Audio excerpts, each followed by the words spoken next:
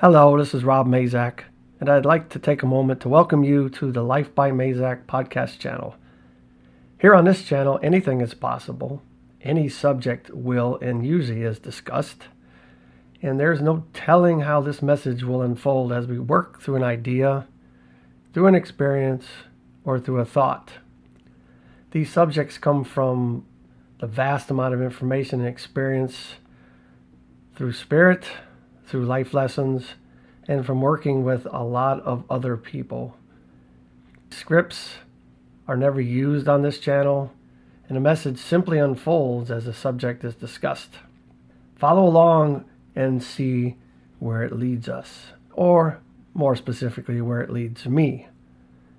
These podcasts are produced in the hopes of helping others to benefit, to grow, and to excel in their own human experience. At Life by Mazak, we work towards helping you achieve wellness for your mind, your body, and your soul using many specialized services. Services that include psychic medium and tarot readings, quantum healing hypnosis, past life regression, intuitive Reiki healing, life coaching, and many other services. If you enjoyed this podcast, please click the like button and share this with others. Our goal is to reach as many people as we can with the knowledge that is shared on this podcast channel. Well, hello everybody. I wanted to get on tonight and talk about some things, and I'm not sure how specific the topic or the conversation is going to be. It'll probably be a little bit all over the place, because if you look at the world today, it is all over the place. It is absolutely crazy. And the amount of information that is flowing out there is just impressive. And I mean, I guess it makes sense nowadays. We are so connected through the internet, social media, YouTube, you just name it. There's so many things and ways to communicate and to talk about things. For example, with TikTok and its strange phenomenon of shutting down, I guess, for 12 hours, being turned off in the United States, supposedly, and then Trump claiming that he got it turned back on. He might have, I don't know. I'm talking about things that I don't know for sure or can prove. I'm just kind of talking tonight. You know, you go on TikTok right after we got reinstated, and it's like nothing but conspiracy ideas or theories or things that are happening, and everybody was saying the same thing. It was just almost to the point where I was like, I'm not going to look at this at all, because I use TikTok sometimes just to get on the right algorithm and really get some cool ideas, especially about talking here behind the mic. It's kind of nice to hear what other people have to say. Overall, I think we are just being completely flooded with just massive amounts of information, and it's like hard to keep up. And even though I'm pretty good at keeping up with these things, it is almost to the point where it's like I just want to go curl up in bed and just sit in silence, which is okay too. I do that sometimes. But I think you get the point, is that sometimes the distractions in this world, or most of the time I would say, are just enormous. And I do believe a lot of them are done on purpose to keep the masses away from some of the things that are really going on. If you listen to any of Dr. Stephen Greer's recent podcasts and the advent of UFO disclosure, UFO is an old term, I guess. Now, I just learned this the other day that it was changed to UAPs, which was unidentified aerial phenomenon. Now it's NHI, non-human something. I forget what the I stands for. They keep changing things to appease the populace, I guess. But he's talking about these things because it's like it is happening all over the place. And I know that the government is allowing things to come out. It looks like that way anyway. But if you really look at what's going on in the dissemination of these things, it is hard to wrap yourself around anything that might be true. I'm sure there's truth in a lot of things that are put out there, but where do you figure that out when we're being flooded with just crazy amounts of information that it's so hard to figure out what is factual and what is false?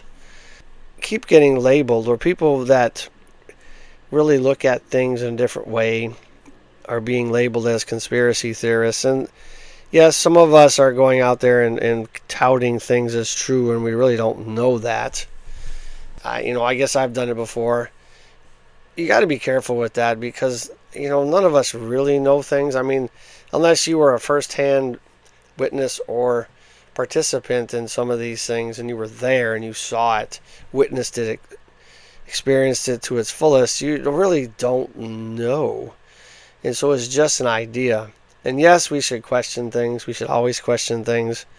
We should not just take things at face value, because anybody that's ever been in leadership, from as long back as we can look at history, they always at least keep things from people, if not put out disinformation to skew or keep people from being able to tell the truth or figure things out for themselves. And I guess I get that as well, because if you're trying to manage a lot of people on this planet, which there are a lot, then you have to be careful what you allow to be out in the public, because people will panic, people will do crazy things, and there's no order, there's no calm, there's none of that. And I understand that. But with this advent of all this massive information flow and the amount of things that are being talked about that are very deep, dark secrets seem to be coming out. Now, I don't know if they're true, but this is what kind of things that are being talked about. But what I've noticed, a lot of the things that I have been privy to lately, I say privy, this is popping up in my feeds or showing up on my YouTube pages, or become common themes in the search algorithms that seem to be rolling around for me, is that a lot of the really deep, dark UFO things and HI things, UFO is what I'm going to use, because I'm old school, that's what we've always used. But a lot of these things that are linked with those that are outside of our Earth, others, aliens, whatever you'd like to call them, a lot of that started, long ago in the 40s, it appears, with Roswell, and actually before. And if you look at a lot of different cave paintings and ideas around the world, they're all the same, no matter what country you are in, or what cave you find yourself in, or what structure you find yourself in. They're all talking about visitors from the skies, visitors from elsewhere, at least. Whether there is skies to have visitors come from, I don't know. I mean, we've talked about the flat earth, round earth, virtual simulation, who knows. But these other beings or people, or I guess beings is the best way to put that, they got to come from somewhere. Do they come from another dimension, another portal? Do they come from the skies, from other planets? I don't know that. I can't prove that. I don't know even where to begin to try to carve that out for anybody, even myself. I have a lot of ideas, of course. But the thing is that a lot of these really super dark programs that have been talked about recently seem to have started around or right before I was born into this world, into this reality. And it really links me back to a whole nother topic. Because if you listen to Dolores Cannon and the material that she talks about, that she gained through her quantum healing hypnosis technique that she perfected over 45 years, was not anybody special like psychic or a medium or intuitive or any of that. She was just kind of a researcher as she was getting information by linking to the subconscious of many people over the entire planet. she started seeing themes and the same ideas no matter where people were from. And one of the things that she picked up on was what was called the volunteer souls. That in her research, she discovered that there was about 3 different waves, at least at the time she was looking at it. I don't know that there's really waves per se that everybody that came as a volunteer soul fit into these timelines, because if you really look at the way the first, second, and third waves are, the way people are, and the way they come in prepared or not prepared, or upgraded or not upgraded, ready to do the mission, it doesn't really always equate to those timelines. It's a lot of people align with that same volunteer soul ideology. I kind of fall into that timeline of the second wave, if that in fact is a true thing, as a volunteer soul or a soul that volunteered to come in for a specific reason or specific reasons at the time that we or I came in. I'm not saying that I am a volunteer. I can't prove that. I can't prove that I'm a volunteer soul. I can't prove any of that. But if that is true, and I do align and match with that, and it is a real thing, then it seems like, based on the information that I've been picking up on lately, and the timelines of all those programs and the things, the nefarious things that it seems like our powers that be are doing and keeping us from knowing, seem to have happened or began not long before I came around. I'm not saying I'm here to be a hero. I'm just trying to correlate some ideas here. And it seems like I popped in around the time that a lot of the real interesting UFO activity and information encounters and all those things really began to heighten. And of course, those started, probably 15 or so years really before I was born, in like with the Roswell and around in those times in the 40s. Like I said, the programs and the back engineering and the re-engineering and all these things of downcraft, and I'm not going to get into all that. You can listen to people like Dr. Stephen Greer and some of these whistleblowers that are coming out now. But the thing is that it really makes me think, and it really makes me ponder on why, as a soul, if I volunteered to come in, why then? Why that time? I was born in 1960. And it really kind of begs the question, what was the mission? What was the idea? What was the purpose? Now, I will back up a little bit and talk about the second wave type people that Dolores Cannon identified. And by the way, I do her practice of quantum healing hypnosis technique, and yes, you get some really interesting information that way. We can digress and come back to that later. But the second wave of volunteer souls were much more prepared than the first wave. The first wave were many spirits and souls that had never incarnated on Earth, at least, were ill prepared, very, very ill prepared. Many of them committed suicide. They didn't understand this place. It just really wasn't the grandest plan. I mean, they raised their hand and said, "I'll go help the Earth," because you can't really do that that interference. You got to do the non-interference way by working from within. But the second wave was a little bit more prepared, and they had what Dolores Cannon would say is a built-in shield or protection around them, and that they don't always have a real mission to complete. Like, they didn't come in to save the world from nuclear Armageddon or something, but they came in to be what she calls energy generators. And those two things, the having the built-in shield, I guess you'd say, and being an energy generator, really do align with me. I'm not here to pat myself on the back. I'm just throwing ideas out again. Can't prove them once again. Don't know if they're true, but if it is true and I am one of those that came in the second wave, it makes perfect sense. Because, yes, it feels like I have not had any experiences with the dark side, dark spirits, evil per se. There's a lot of people that I have as clients talk about that have been really obliterated by evil, at least in their opinion. I just don't have that experience. I've never had that experience really. And even those entities that are supposed to be quote unquote evil don't really feel evil to me. They just feel like another entity.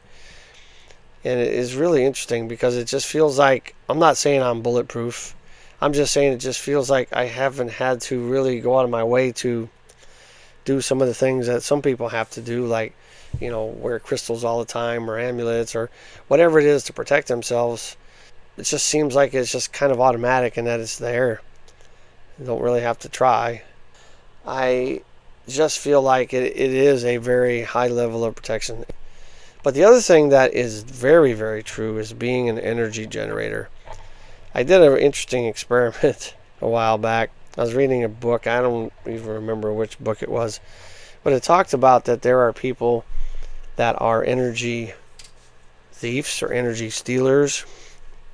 And those people that are energy generators. And that there was a really simple way to do that, or to test, is to use like a voltmeter, I believe. I don't remember the exact thing, but I got my voltmeter out and I followed the instructions and, put the electrodes on the skin of everybody, or the bodies of everybody in my house. And it was quite obvious that some people in my house and others that I tried it on as clients and different things do actually generate energy, and others are more of the takers, needing energy, where others are the ones that give it. It's almost like that relationship with the plants and humans with carbon dioxide and oxygen, right?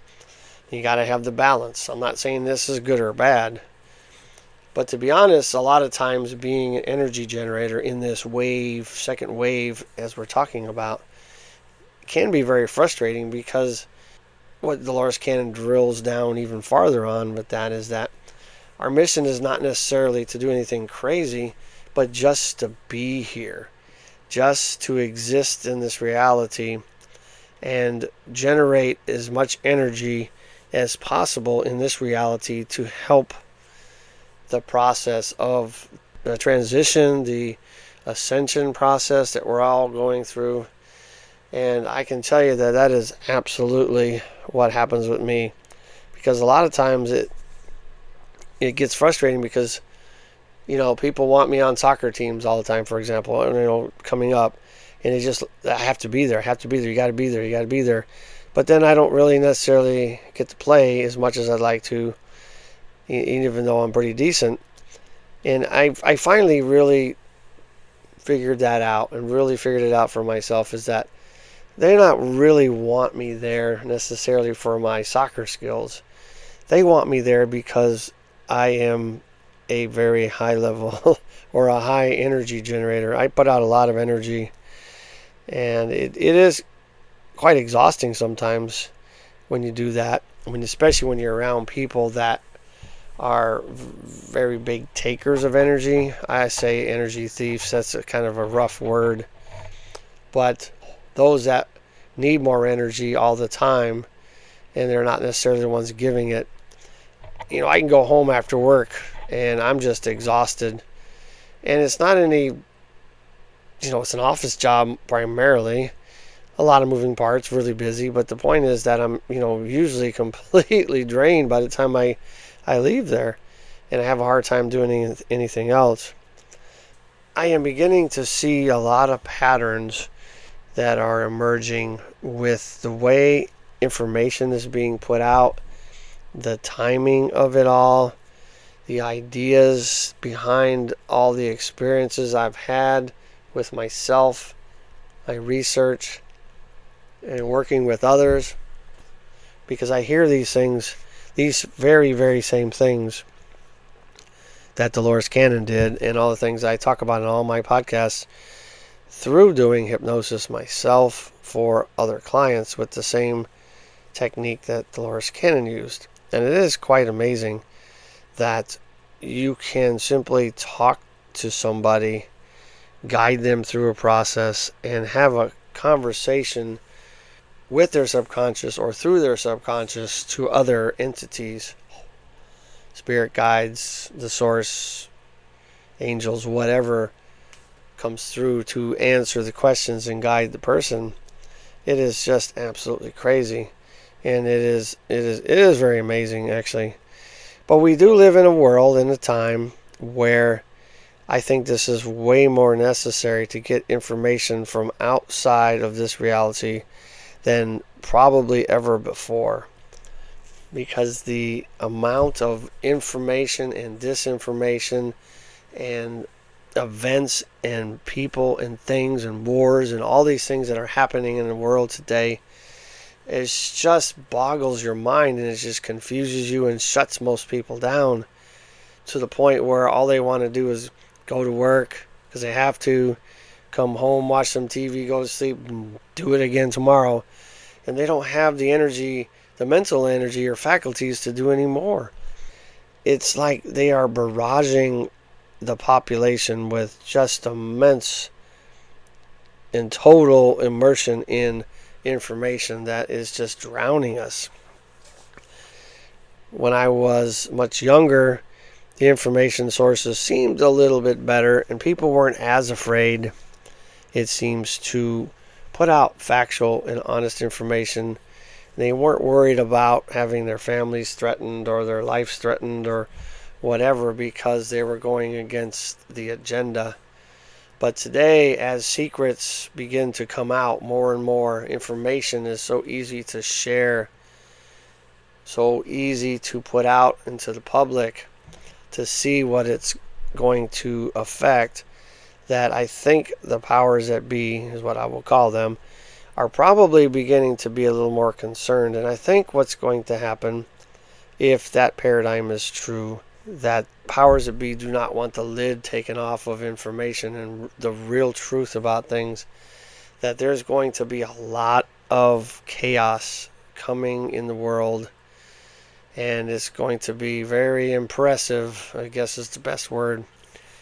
And if you look at today, for example, for the inauguration of our returning president, it is very obvious that we are going to be going through some massive and sweeping changes.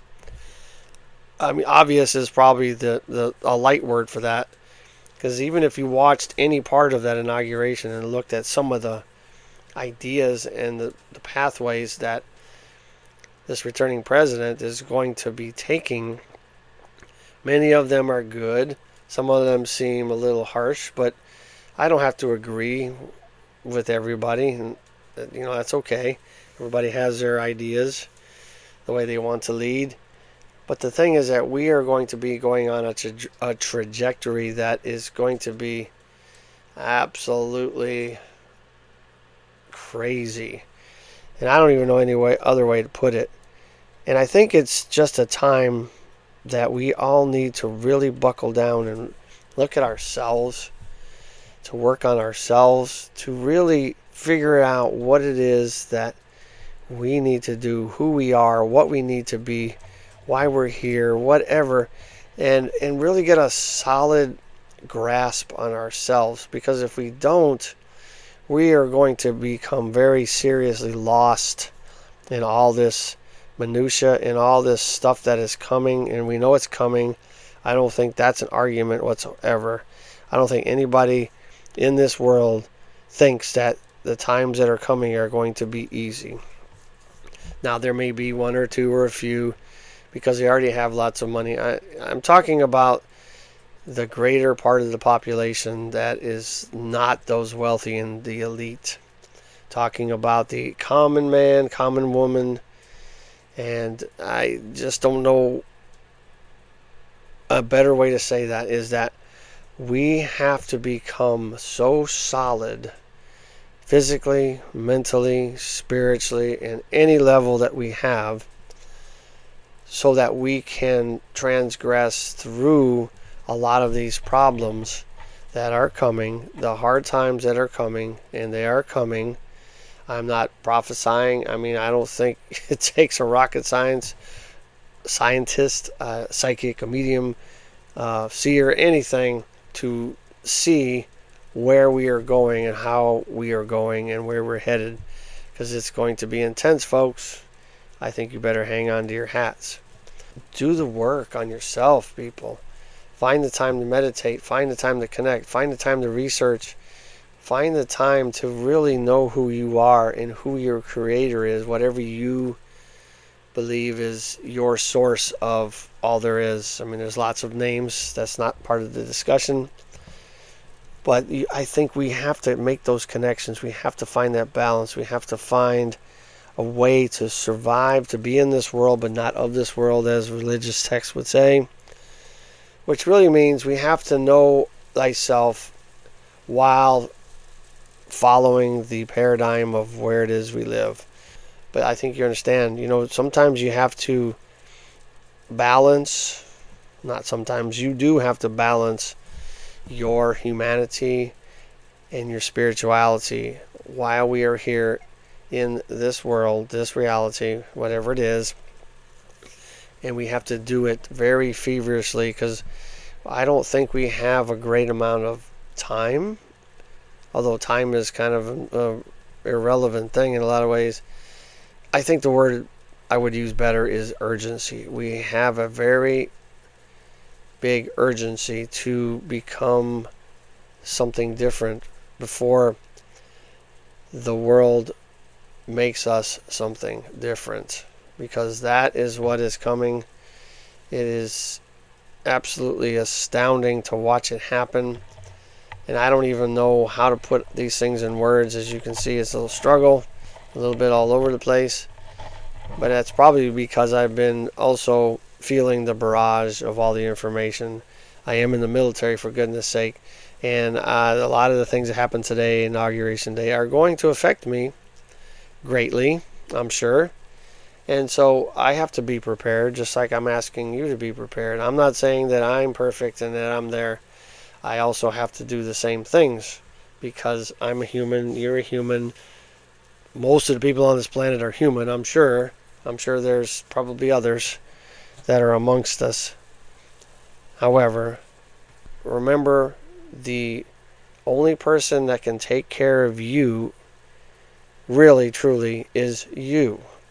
You should be taking care of you very well. And I understand there's a lot going on. Find the time. Make the time. Put it on your calendar. Make it a priority, because pretty soon there's not going to be a lot of extra time. Even though right now it feels like there's not a lot of time now, but I think it's going to be a lot less time. Take the time. Make the time.